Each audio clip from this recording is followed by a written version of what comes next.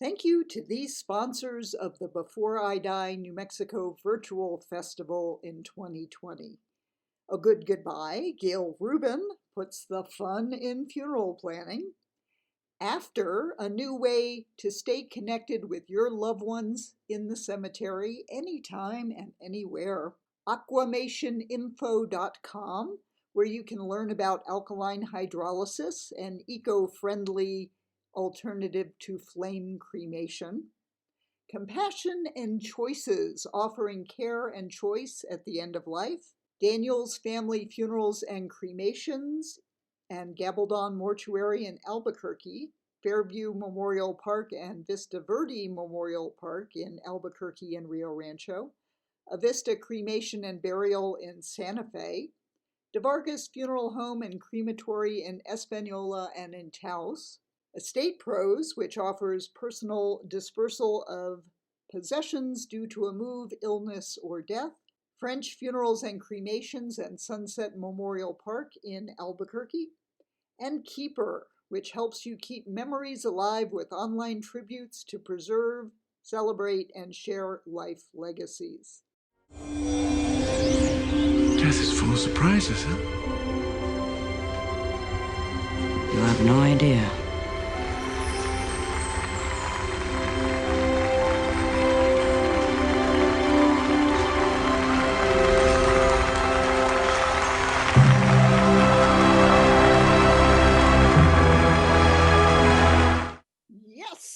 I am Gail Rubin, the Doyenne of Death. Welcome to this session of our Before I Die New Mexico Virtual Festival. I am so excited to have this panel, Millennial Morticians with ABQ Brews. We started this in person in Albuquerque at Tractor Brewing Company, and it has always been a fascinating discussion. And I am so thrilled that while we can't meet in person, this virtual setting has enabled us to bring together millennial morticians from across the country. So we have on our screen Monica Torres, wave. She's in Phoenix, Arizona, and her company is Next Generation Mortuary Support. She is an excellent embalmer, and we're going to have you talk more about what you do in reconstructive work and things like that. Joelle Anthony, the grave woman in Atlanta, Georgia. We have Lauren Leroy, Little Miss Funeral in Buffalo, New York. Here locally, we have Joshua McManigal with Daniels, as well as the cemeteries, Vista Verde and Fairview. And what's the other one? Oh, sorry, you're muted. India Memory Gardens. India Memory Gardens, yes. And Amanda Wallace with French Funerals and Cremations. And Joseph Schechter with After. Wave, Joe. Okay. So I would like to start out by asking all of you to tell your story. How did you get started in this business? And why don't we go in the order that I introduced you? So if everybody else could mute, and Monica, why don't you get started? And I love your makeup, by the way.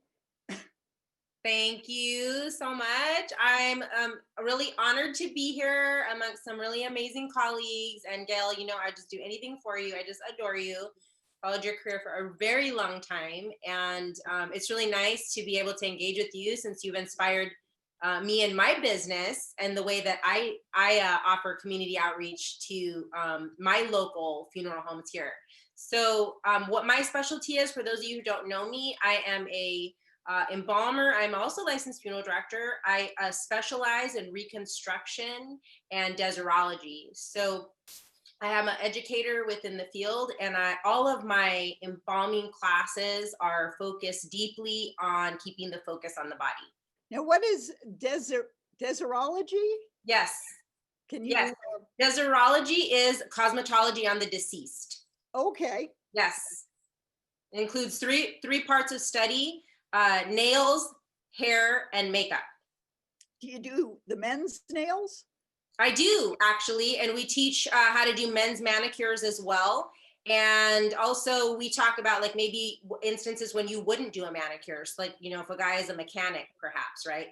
We want to create that appearance that resembles the person in life. So we touch a lot on common sense issues like that as well. Yes. Well, just like that opening scene in Bernie, and I put that Yes. in just I for love it. you. I know you did. It just a little dab will do it. And I teach that in my classes as well. I tell everybody, I'm like, just a little dab will do it. No need to go overboard. Okay, thank you, Monica. Joelle, how did you get involved in this business, and what do you like to specialize in? Thank you so much for having me, Gail. I got involved in mortuary science through morbid curiosity. I've been curious about death care and the deceased since I was a child. I am in Atlanta, Georgia. I'm a licensed funeral director, embalmer, insurance agent, and death care educator. And I currently specialize in online death care education for CE credits and pre-planning and cultural competency for all funeral service professionals. Very nice, very nice. So glad to have you with us. Thank you. And Lauren Leroy, Little Miss Funeral. Hi, yes, also thank you for having me. So I am a licensed funeral director in New York State. I've been in the business for 10 years. I became interested in funeral service when I was 12 years old because that's when my grandfather died. That was the first funeral that I was actively involved in and the first person who I lost that I loved. So his death really impacted me. And went right into mortuary school after high school. And in 2012, I think it was, I started my blog, Little Miss Funeral, just basically as an outlet for me to write about my day-to-day because my family and friends were very curious as to what I was doing with my life. And over the years, it evolved into a YouTube channel at the request of my husband to start talking instead of writing. So that's where I am. Great. And you have quite a number of subscribers to your YouTube channel.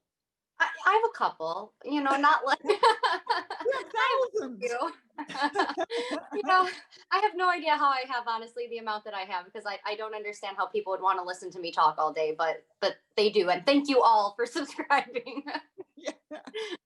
And now Joshua. Well, hello, everybody. Gail, thank you for putting this on and keeping it going, even though we are virtual, not in person. And with that said, I'm still supporting the ABQ brew with the Marble Brewery, the India Pale Ale.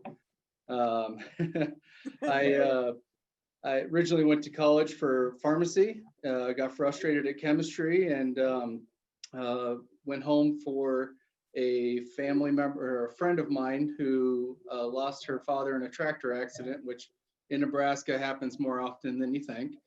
But my mom and I were standing out there at the graveside and she goes, "Hey, you could do this." So here I am 15 years later. I am a general manager with Daniel's Family Funeral Services. I run three funeral homes, 2 cemeteries, and I am also the president of the New Mexico Funeral Service Association.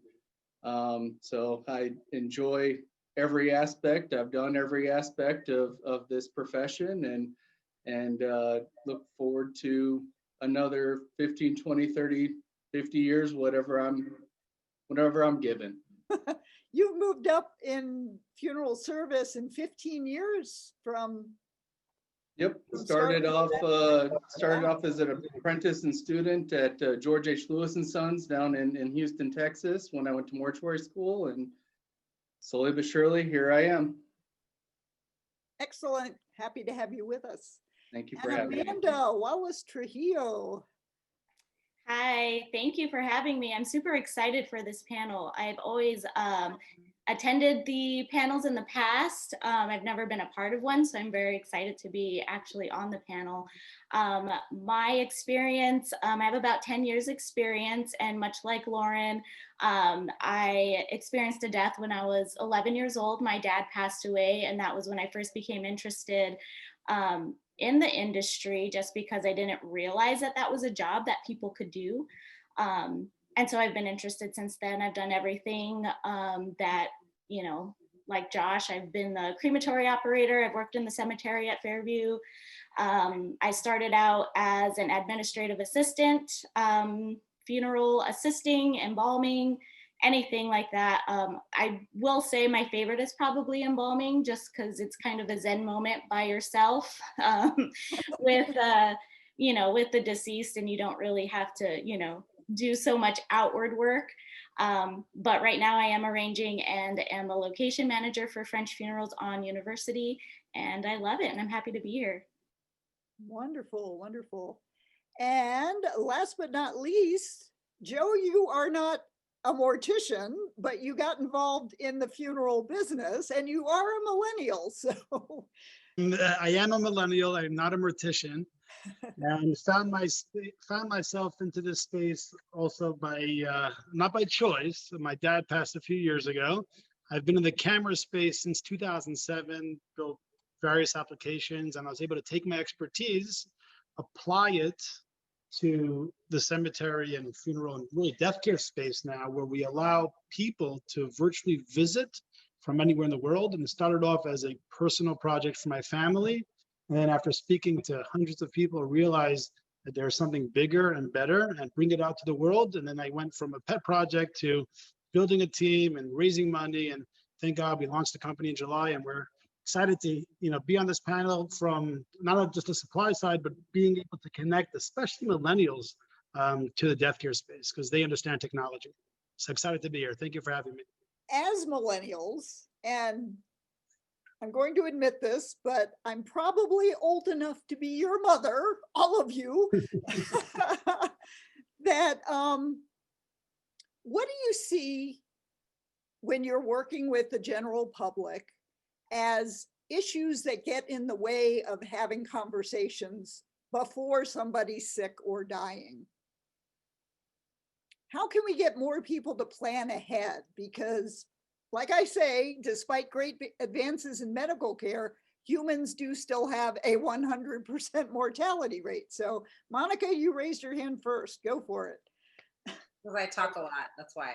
I want to take over the whole conversation, but I feel like families, no offense to any boomers in the meeting right now, but I feel like the people that have come before us, the professionals, have not really, they've kept it kind of a secret and like underground, and there's not really any other industry that's like ours anymore. Like even plastic surgeons, dentists, everybody puts their work online and they talk about it publicly, and they educate the public on like what it is that they do and their services that they offer.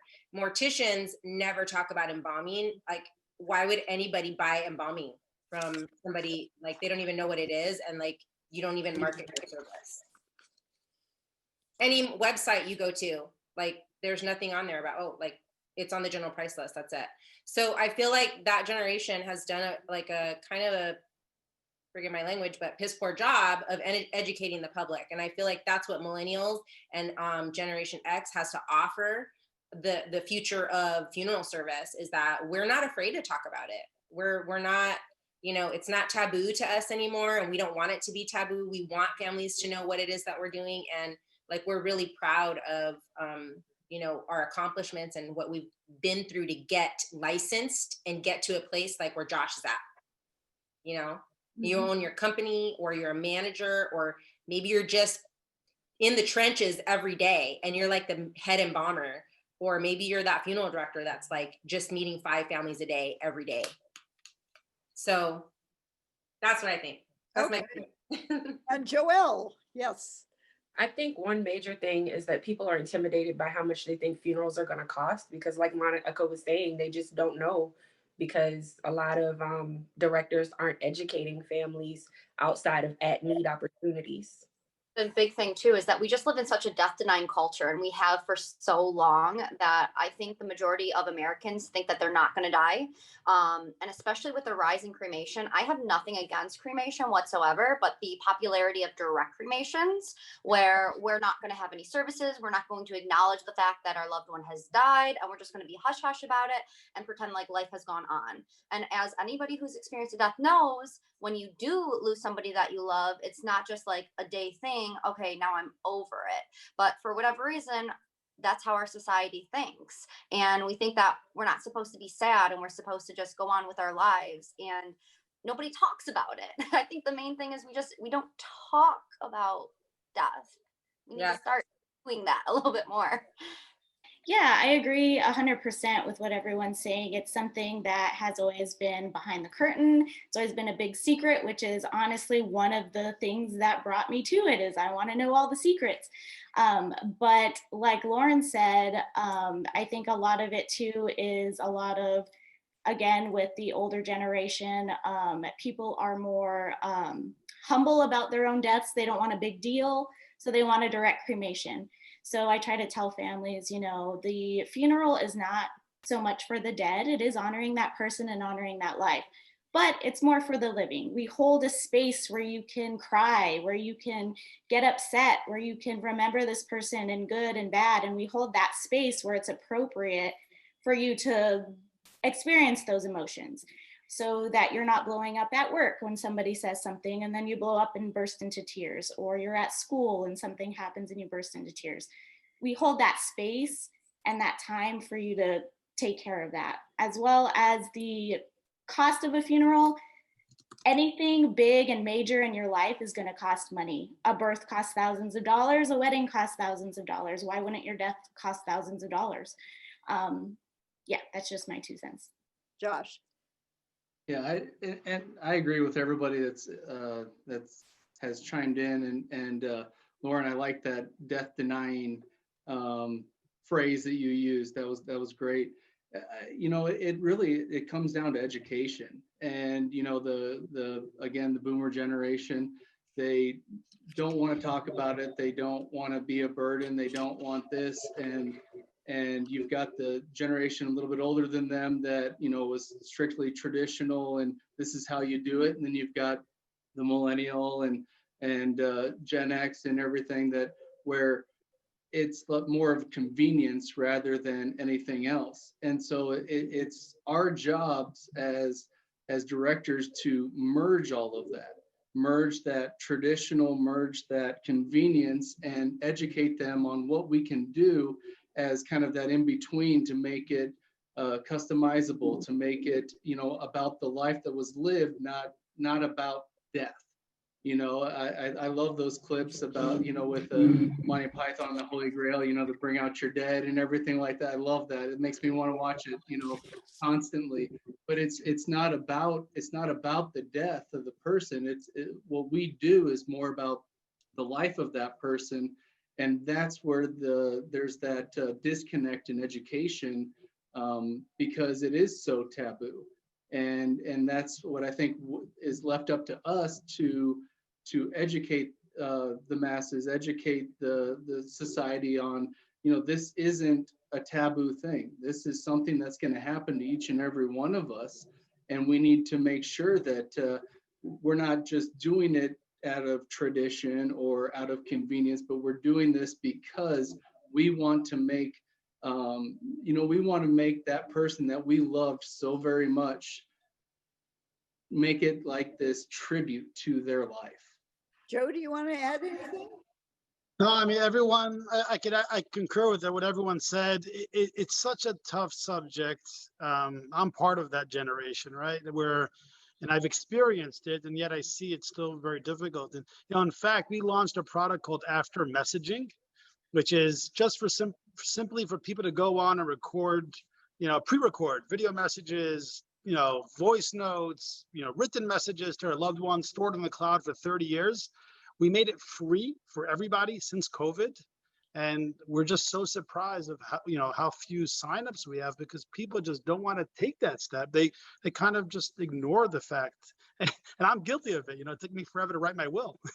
But definitely, I think COVID really woke up a lot of people, and they said, let's start discussing it. And I think it's more of a conversation, whether or not it leads to more action, but it's definitely something people are thinking about. Well, and COVID was my next topic that I wanted to bring up. What are you seeing in your work, how COVID has impacted you? Unfortunately, with COVID, there's a lot of families that, are just opting for that direct cremation or direct burial. And I know that, with that, long term, it's going to affect these families. The healing process begins with what we do in our profession. And by denying families or people thinking that they are denied this, because in the beginning we could have 5 people, 10 people, that was about it. And right now we're 40% capacity, but with different restrictions, it's restricting these families from beginning that healing process. So it's going to take a lot longer for them to move through the grieving process than it did prior to all of this COVID stuff. I definitely agree. I think it's going to be something that is going to be new, a new way of people grieving, where they're not able to be there at the funeral, have the services that they want. I personally had a death in my family. It wasn't due to COVID, but during COVID times. And for something, that normally I would have flown out to California and been there for my cousin and been able to see military honors and, all this thing. Like I was saying, I think that everybody grieving right now, whether you lose somebody due to COVID or due to a regular circumstance that would happen, I don't think that changes the way you grieve. But I think moving forward, the people that do have deaths that occur during this time are going to have a more difficult time because they're not able to do the services that they're wanting to. They're not, especially here in New Mexico, where we have huge Hispanic families. The Catholic Church isn't doing any masses at this time, so we are not able to do those services for those people. With that information, we are getting creative. People are doing a lot of live streaming. We're doing a lot of home funerals, as well as services that are pushed to a later date. So there's a lot of different things that we're trying to get creative with, but I think it's going to change the grieving process in the future. And that's something that as funeral professionals, we need to keep in mind with our people. Like you were just saying, Amanda, that I'm seeing people get a lot more creative. I focus a lot on aftercare, and I'm trying to get as creative as possible, bringing families together virtually for online commemoration and just things after the service details are taken care of. And then with cremation, finding creative ways and alternatives, using more alternatives like a burial at sea, or even something as simple as taking cremated remains and creating art. I've done that with a client or a family, and just becoming more creative in the ways that we honor the day and expressing that grief. I feel like it's important for families to know, the participants that are participating, that COVID does not keep you from having a viewing. It does not keep you from embalming, having your loved one embalmed. And it doesn't keep you from seeing a body that is not embalmed. Now, as a professional, I always recommend to families that they have the body embalmed, because it is a disinfection process. And so it actually eradicates the virus through the disinfection process. That's what embalming is.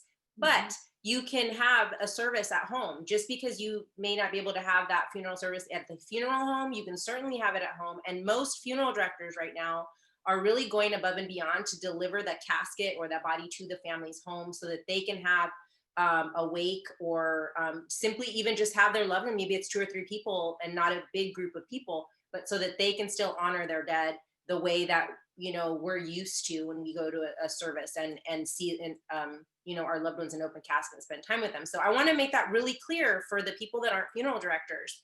Yes, COVID is a stumbling block. Yes, we're having to hold bodies longer for families. But guess what? That's what embalming does. It buys us time.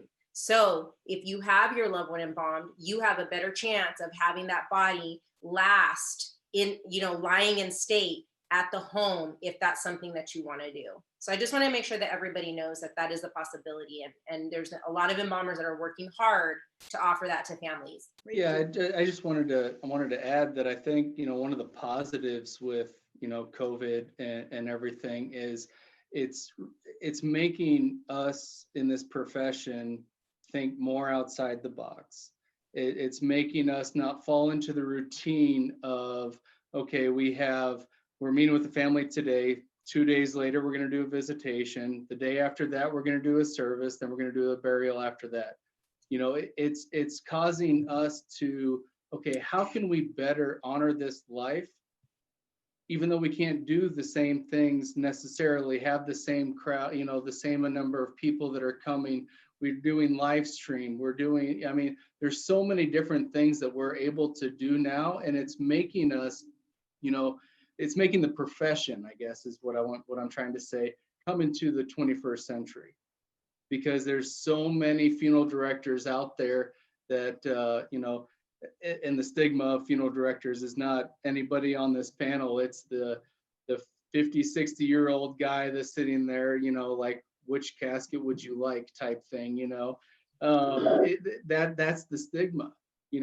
When I first got into the profession, they're like, they look at me and they're like, you're not the funeral director. I'm like, yes, I am. But it's causing and making us think outside the box to make it even more personal than the way it's been in the past. And I'd like to add, I am not a funeral director, I'm a death educator, but I am Jewish and I'm part of the Hevra Kadisha, the Jewish Burial Society. So I've gone behind the scenes to wash and dress bodies for burial. And COVID has caused us to suspend doing that here in Albuquerque. Not so much because the dead body would infect us, but us living people working on washing and dressing that body, we're breathing and talking. So we haven't done Tahara since March. So, and I don't know when we're going to get back to doing that. By the way, we are having a conversation with Amy Cunningham from Brooklyn. Her fitting tribute, she does green burials, and Sid Waldman in Houston. They have both worked during the peak of COVID infections and deaths in New York City and Houston, and they're going to be on tomorrow talking about that experience. So I don't know if, in terms of peaks, your various, I know it's going up like crazy here in Albuquerque, but it is here too. Is it really? Yep. How are you reacting to that? Is it? I'm prepared because it's what I do. Like, being in the prep room is my comfort zone. So when COVID hit, I felt prepared. I have my respirator, I have my PPEs. I know that what I'm doing, I am the safest person. I would say even safer than any hospital staff or first responders, because the chemicals that I use in my prep room are, it's like, those are my warriors and they're going to protect me against COVID. People have to remember that embalmers deal with diseases and bloodborne pathogens that are way more scary than COVID-19, on a regular basis. So COVID, it wasn't a big deal to me. What was the big deal is that we didn't have a process, but now that we have a process, it's like no big deal, right? And that's what I'm saying is that families can still have their viewing. And even if the body's not embalmed, I would recommend that, if you're a family member and you're listening and you're like, well, we want a natural burial, that's fine. But you need to enlist a licensed embalmer to show you how to disinfect the body properly so that you do not get infected and get anybody else in the family infected, because COVID-19 has been found living on a deceased human body. 19 days right now is the listed length of time. And that's longer than any other virus that's out there. So it's important for funeral directors, embalmers, but families to remember as well. The good thing, it's very easy to get rid of. It's very easy to treat the body. with COVID. So that fear, I'm hoping that it'll kind of, fade away here in Arizona. We're ramping up again. We're going into the flu season. We're going into our suicides that will ramp up during the holidays. This year, we're expecting that more because of COVID. Our car accidents, all of those things that happen. A lot of people don't realize that, this is our busy season in death. And so we're kind of getting prepared for that. And we are starting to see, we had about 3 weeks here of like a drop in COVID. And just this week, I've had embalmings already this weekend. And I've had, people calling me saying, we've had 9 calls in one day. So it's. That's the thing. What, in mortuary school, you're taught universal precautions. You are taught that everybody that you come in contact with has something that you can contract, something that may in fact kill you. And so this isn't something on the embalming side of it. This isn't something that, is new to you or new to any embalmer. In the prep room and in the transfer staff, from the time we bring a loved one into our care, that's what we're taught from the very beginning, that you don't know. So what do? You use universal precautions to keep yourself safe. And so that's the key that, a lot of people just don't understand. Could you give me one of your most memorable memorial services, funerals that you've worked on? I actually had the opportunity to come to Elephant Butte, New Mexico in 2017 to attend a space burial. And it was the most fascinating and celebratory service that I've ever been to in my life. And I can't wait to get to another one. Oh, so you actually went to the spaceport? I did. Oh, that is so cool. Can you ladies explain to people what an spaceport? Spaceport? Spaceport is, please? So actually, New Mexico is unique in that we have a facility that was built specifically for commercial space flight with the Virgin company and their space flight for taking passengers up into gravity-less orbit.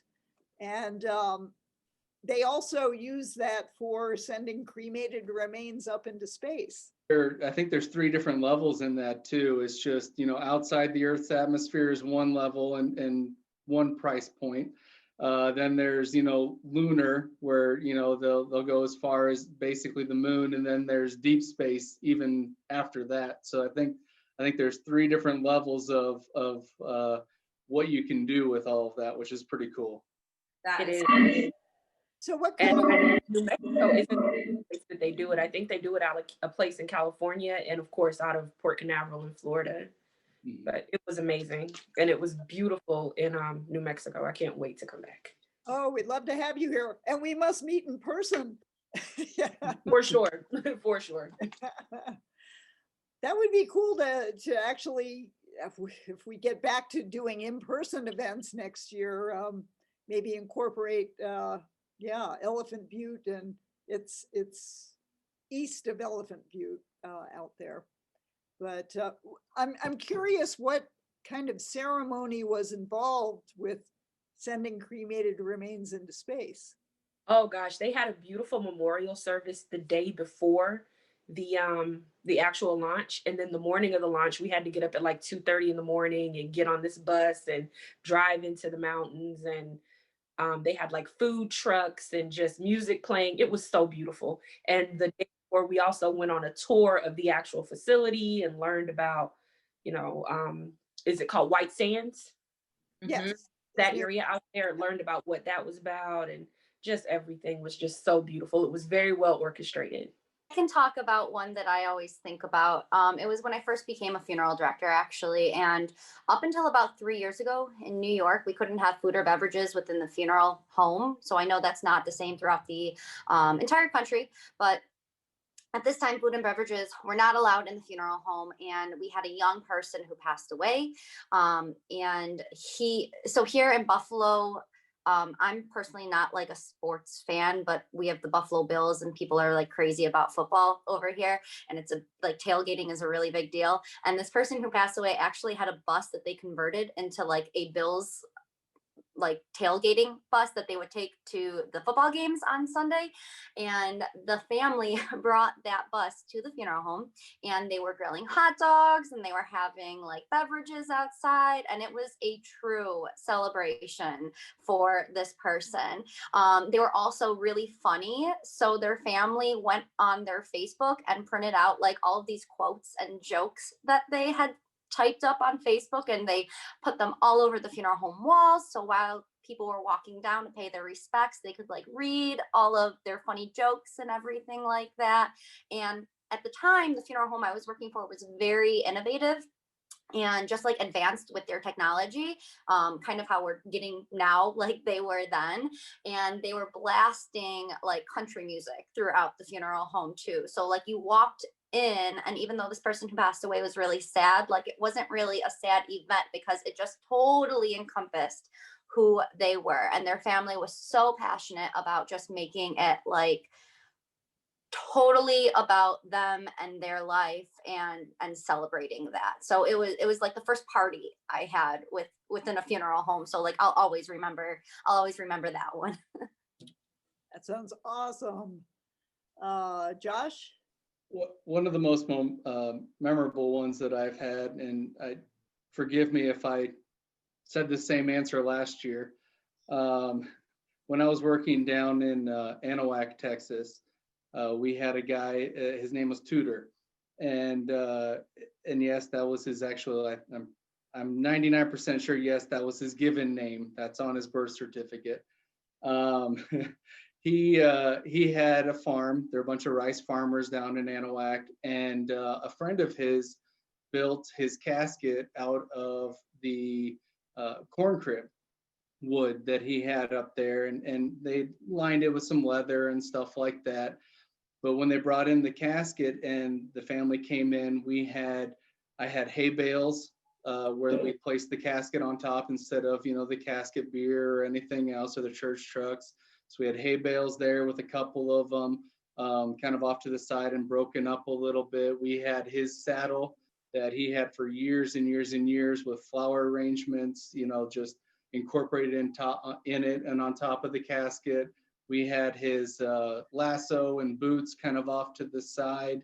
And then when we went out to the cemetery after the service began, or after the service was over in the chapel, instead of doing like a flower ceremony where everybody puts, a flower on the casket or something like that, I had an extra hay bale out there at the cemetery, and we, unveiled it, and everybody grabbed a handful of hay and threw it in the bottom of the outer burial container. So that way he would always be on top of that bed of hay, kind of that he was so used to, in his life. Nice. Awesome. Monica? I have so many. I have so many. I really do. Like, I have so many, but I would say one that is like super appropriate for this panel is the death of my grandfather, Grandpa Goyo. His nickname was Goyo, and his name was George Herrera. And he made me promise him that that I would orchestrate a family dressing for him when he died, because when I started my company, he was so intrigued and he wanted to be a part of it, and he wanted to go into business with me. And he's like, I want you, like, I really support you. Like, I want to do this with you.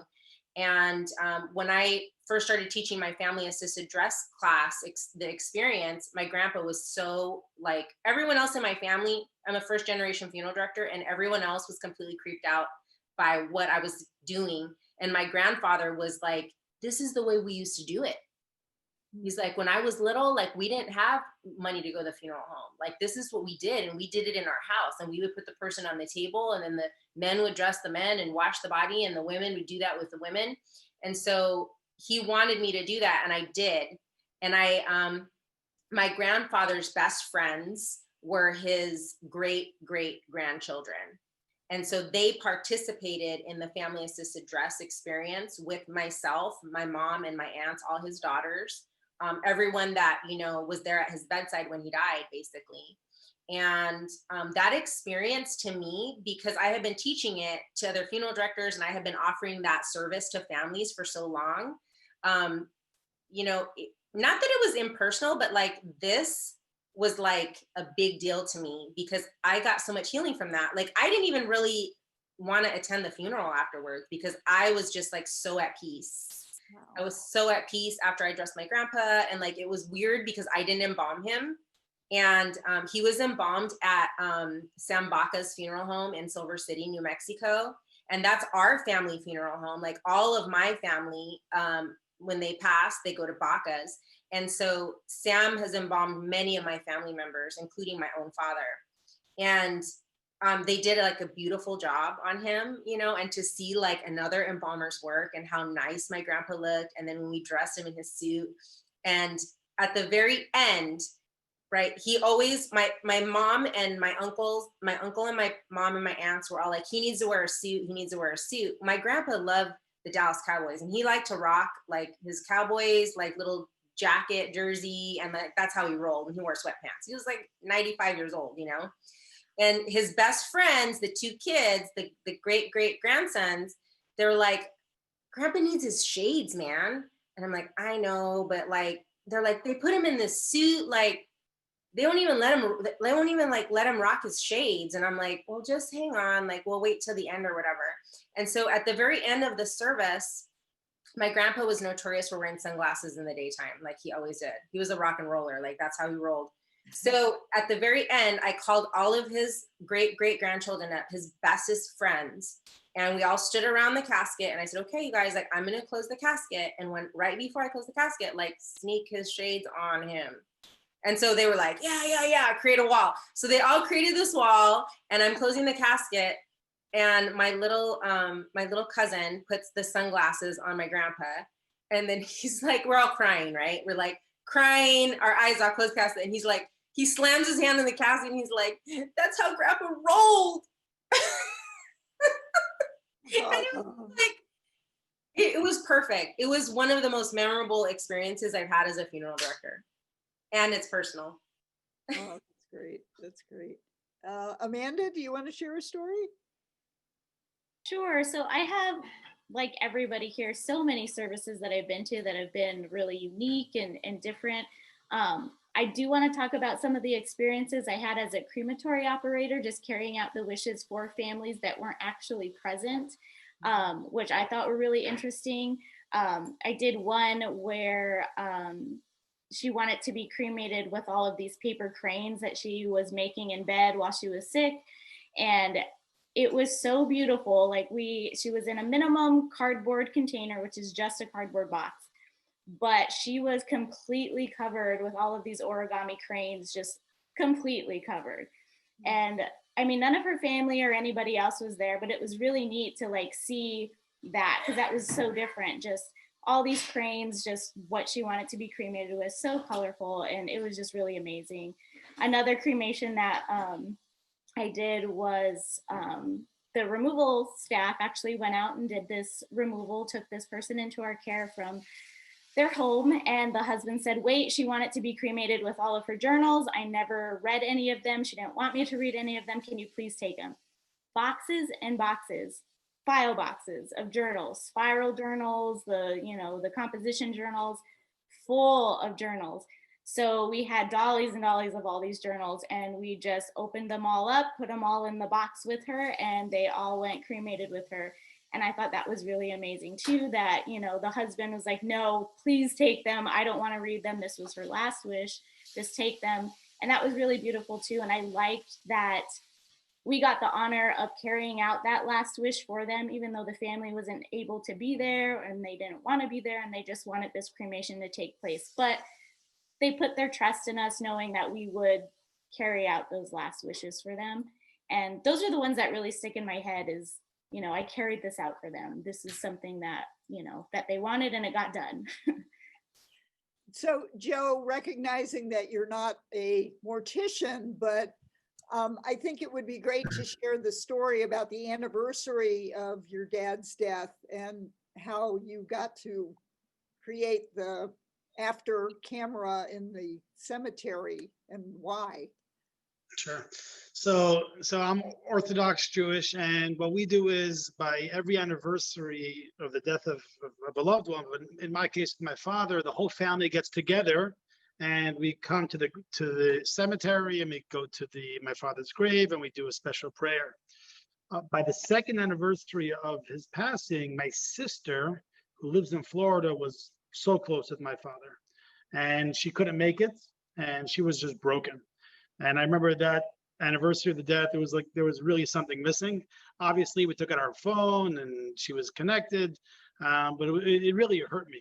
And I said, at that time, I'm in the camera space, let me fix this, but not just put a security camera, build this virtual visitation. And that's how I got started with the brand and after cameras. But I would add something interesting to, during COVID. So I live in Brooklyn, New York, in this little community called Crown Heights. And in the beginning of April, when New York City was on lockdown, one of the leaders of the community, they passed away.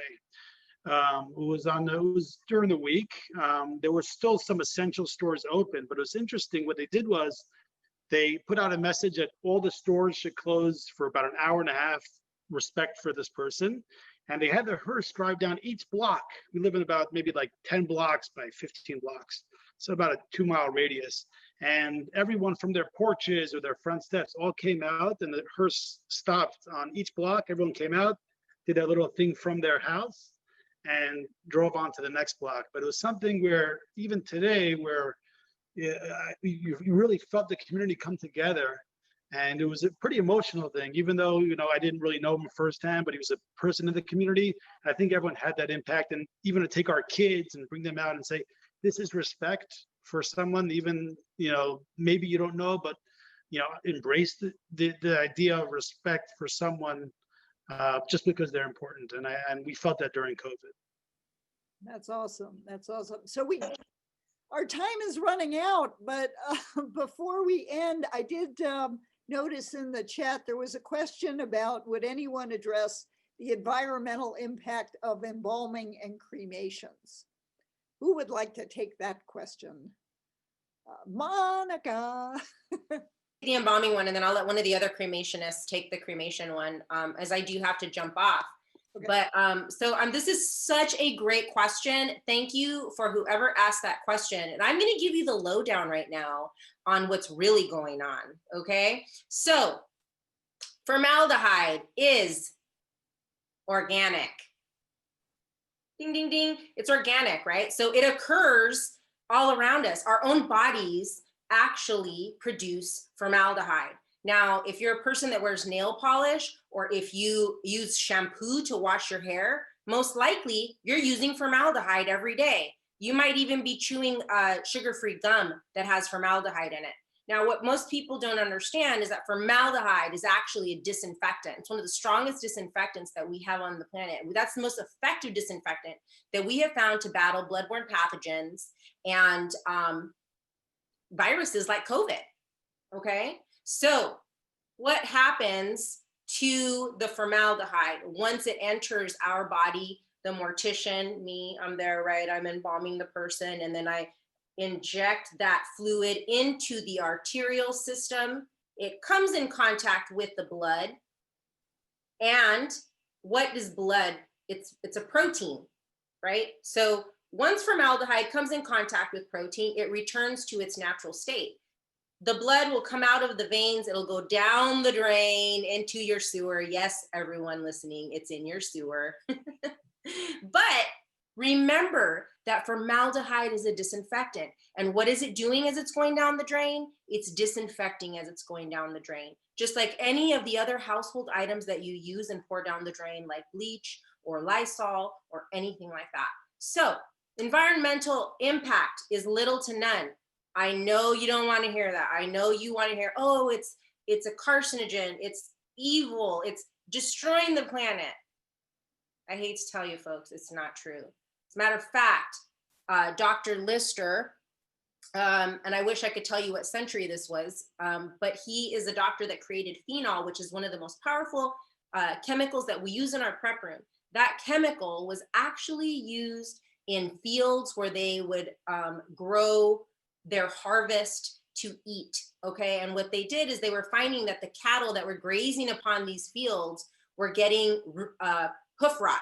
And so he poured that in the fields to disinfect the soil and attack the hoof rot.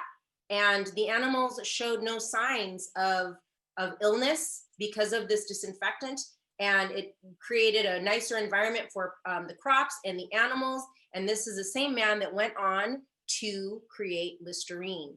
Listerine, yeah. Which is another disinfectant. So just a little tidbit, and I'll pass it on to one of our cremationists. Josh? When it comes to, you know, the crematory and the environmental effect on that, if you can, let me put it this way. If you like Burger King, anybody that likes Burger King, their smokestacks, I guess, emit more emissions than a crematory does. So when you look at the environmental effect on crematories and the emissions that come out of the stack at a crematory, Burger King is worse than our crematories. That's it. And one last quick question. Does anybody have experience with aquamation, the alkaline hydrolysis? Not yet. It's not legal here yet. So I'm looking forward to it. I'm excited. Yeah, it's something that's super new, and I'm super excited to learn more about it as well. Yeah, if anybody knows anything about it, I would be interested to know about it too. Well, we do have a video with Laura Sussman, who's got a funeral home in Las Vegas, and it is legal there, and they offer alkaline hydrolysis there. So if you want to learn more about that, on the beforeidinm.com website, we have a Q&A with Laura Sussman and Sam Sieber from BioResponse Solutions that makes the machines that offer that. So check that out on the beforeidinm.com website. And guess what? Our time is up. Oh no, you guys have been awesome. Thank you so much. And once again, it's Monica Torres in Phoenix, Arizona, Next Generation Mortuary Services. Joelle Anthony, the Grave Woman in Atlanta, Georgia. Lauren Leroy, Little Miss Funeral in Buffalo, New York. Joshua McManigal with Daniel's Family Funerals and Cremations. Amanda Wallace Trujillo with French Funerals and Cremations. I love your beer. And thank you, Joe Schechter with After in Brooklyn, New York. What an awesome conversation. Thank you all for joining us tonight, and happy Halloween, happy Day of the Dead. And we have one more session in the festival this evening starting at 7 o'clock Mountain Time with Karen Hyatt with Estate Pros talking about property reincarnation, giving new life to our stuff.